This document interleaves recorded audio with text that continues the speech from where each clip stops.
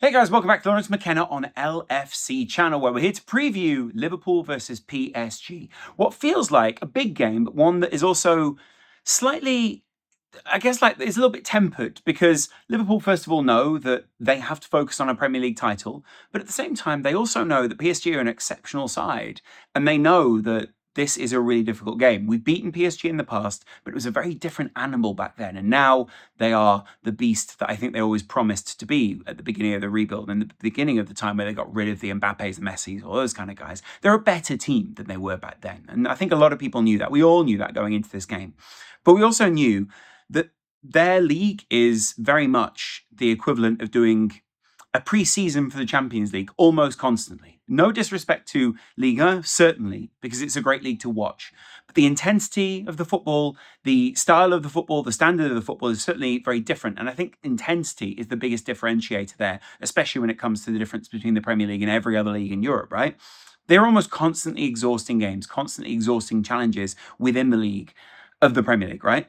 I'd say there's very similar technical or, should we say, mental challenges for, say, a Real Madrid in something like La Liga or in the Bundesliga. There are a lot of very challenging teams in there as well. But the intensity, again, is still not quite the same as the Premier League. And intensity and tiredness are a huge part of these games. You could see in this game, Liverpool didn't look as sharp as their opposition. And part of that is approach, sure. But part of that is also the way that Liverpool were entering the game. They played a very intense period. This was the start of another intense period, and Liverpool have to manage their energy as they go through this, right? And PSG certainly took advantage of that. The comments post-game from Luis Enrique, where he was talking about, we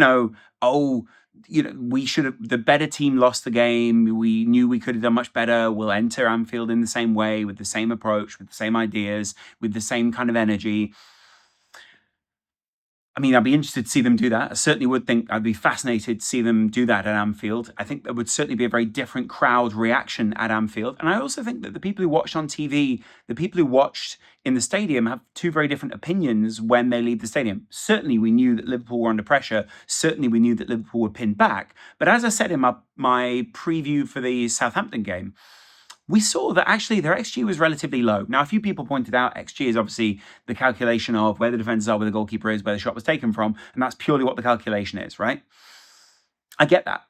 First of all, explaining XG to someone who routinely uses XG after games and speaks to lots of people who pretty much made XG what it is today, we know what XG is, guys. Like, we know how it's calculated, the cumulative effect of it, and all those kind of things. We knew also that Liverpool were under immense pressure in that game, or what felt like immense pressure at that time. But when you look back at a lot of their shots, there are a lot of speculative shots from outside the box. There are a lot of shots which ultimately were to challenge Alisson from a distance rather than actually realistic levels of, I think this is going to go in and be a goal. Sure, it's a sign of the pressure. It's a sign of the field tilt towards PSG or towards Liverpool in PSG's favour. But it's certainly not a sign that 27, the amount of shots, or 29, whatever you want to call it, was tilting the field so dramatically towards PSG that they deserve to walk out of this game dramatic winners.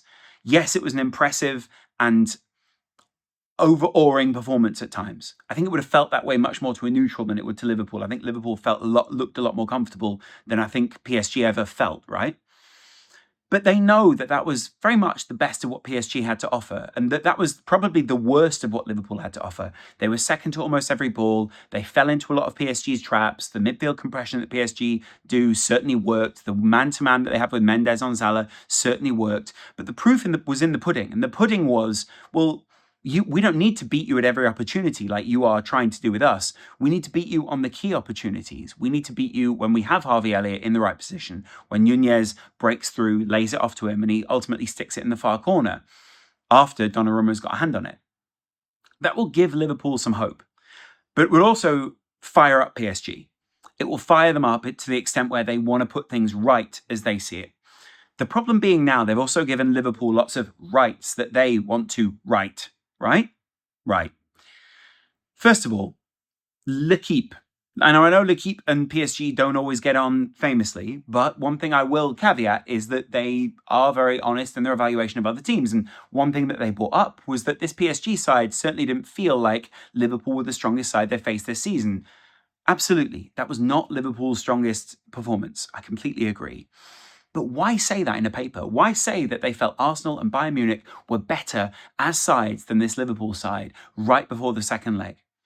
First of all, I would imagine that would be to demoralise the opposition. Well, if the opposition have played particularly well or even put their best foot forward, then sure, I would understand evaluating them like that and to an extent making them feel, oh, well, we tried, but we weren't that good. Liverpool didn't really try for their maximum, though, did they? Their starting 11 was certainly a very strong one, but they fell, like I said, fell into a lot of those traps. And at times they looked very lethargic in this game. They looked as if they were trying to stand off PSG. They looked as if they were just trying to get through this game. That cannot be and will not be the same approach that they have at Anfield. Sure, they will be careful, but there will have been training after this where they were speaking about the shifting of the ball from foot to foot, the shifting of play from PSG, the movements of PSG, how to negate those, how to stop those, how to push those things as far back down the field as possible. Like Liverpool were trying to do at periods of this game, but not for the whole game. And Liverpool certainly hadn't extended or expended the amount of energy. They hadn't extended themselves and they certainly hadn't expended the amount of energy that you would have thought would have worn them out in a game like this, right? Yes, there were players that went into this game against Southampton looking relatively tired. I think Gravenberch at times looks very tired. His decision-making is not as sharp as it was earlier in the season. The same goes for Szoboszlai. The same goes for all the different people who were subbed off in this game. But there were also some positives from this.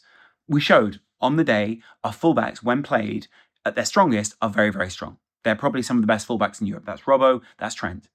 The one mistake that we made in the whole game led to a big chance for Southampton. They scored it. Sure, I get that. That's another big mistake for Liverpool. And we cannot afford to do those kind of mistakes against PSG. But guess what? I've got a prediction that PSG are going to score first in this game at Anfield. They're going to go out there and put their best foot forward, try and put Liverpool on the back foot, and come at Liverpool. First of all, that massively suits Liverpool's style of play that we will probably be leaning into at Anfield. It also suits the personnel that we will probably be leaning into and playing at Anfield. And I think there will be a bit of a personnel shift here, right? First of all, I do think that we will change. I think we'll change none of the back line. I think we'll change none of the midfield from the PSG game. And I think we'll change some of that front line. I think it would be smart to either put Jota in there or Curtis Jones, Szoboszlai, McAllister, Gravenberch. Same backline as we tend to start at the moment, but with Andy Robertson in and Tsimikas out.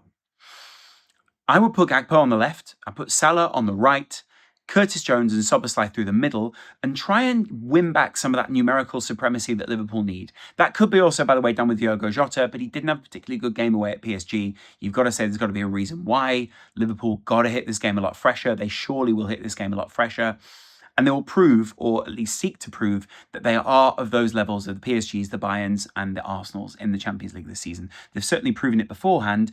I don't understand why they wouldn't try and, or at least do the same again. They're not trying to prove PSG or keep wrong. They certainly are, though, trying to impose themselves a lot more on this game. And doing that means controlling that ball. Curtis Jones is very good at winning that control back. Szoboszlai is very good at winning that control back. They're great pressers. They're great pressurers. They're good people at splitting the field. And we didn't really see that from Jota in that previous game. And I think the reason we'll do that is because of the control they had in the midfield, the compression they will have, and the ball control that we need in those areas.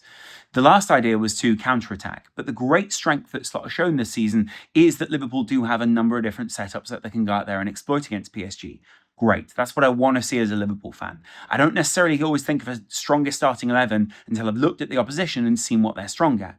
They were very good at shifting the ball, very good at getting past people, and Curtis Jones, Szoboszlai are very good at winning the ball back or slowing down those players in that period to allow other people to get back into a good position. That's excellent, right? That's what we want. Jota was off the ball in the last game. He was off the boil in the last game. And that was disappointing because PSG were great off the ball and on the ball, and they were on the boil. But Liverpool will need to be at their strongest in this match to get through against PSG, a team who have something to prove. And they'll want to go through because they can either play Bruges or Aston Villa in the next round and try again to impose themselves. Two really strong sides, but again, get past PSG, a massive dog, try and consolidate against a team like Villa, fight your way through, have a bit more of a level game than we would probably be used to against a quality side like PSG, who probably are one of the best squads in Europe at the moment. And see where it goes from there. From there, it's just pure chance. You're rolling a dice. There's pretty much just this equality of play by the time you get to this point in the stadium, right? By the time you get to this point in the tournament. Anyway, I look forward to knowing what you guys think, what your approach would be. I've given you mine. I'm not necessarily saying that's the starting 11 we go for. I think we might go for the exact same starting 11, but Diaz and Gakpo are rotated. But I would rather go for Curtis Jones through the middle, win the ball back there, play around their crushing of the midfield, and try to play Salah in again, try to play Gakpo in again, and then finish with Salah or whoever is on the other side, Gakpo or Szoboszlai, hitting the box, trying to get in on them and get more shots in those areas.